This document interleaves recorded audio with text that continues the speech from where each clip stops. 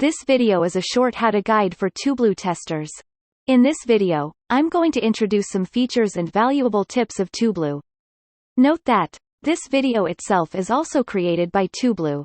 First of all, Tubloo is a slide-based video maker. You only need to set the timing for each slide. Also, it can be automatically adjusted based on whether it is text-based or narration-driven. Now, let me share some valuable tips for you. First, use Auto Transition. It automatically creates animations by tracking the changes in elements between slides.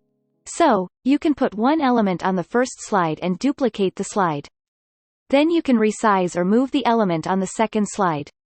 And click Preview, you can see that the animation is created automatically. Second, use multiple slides. You are using Tubloo to make video content. You should split your message into multiple slides. For example, if you make a video about introducing team members like this, it is better to duplicate 2 more slides like this and display them one by one. When you preview it, it looks like this. Third, use animations for elements. Tubloo works based on the After Effects engine. Therefore, you can take advantage of various effects from A. You can set animations like this for each symbol.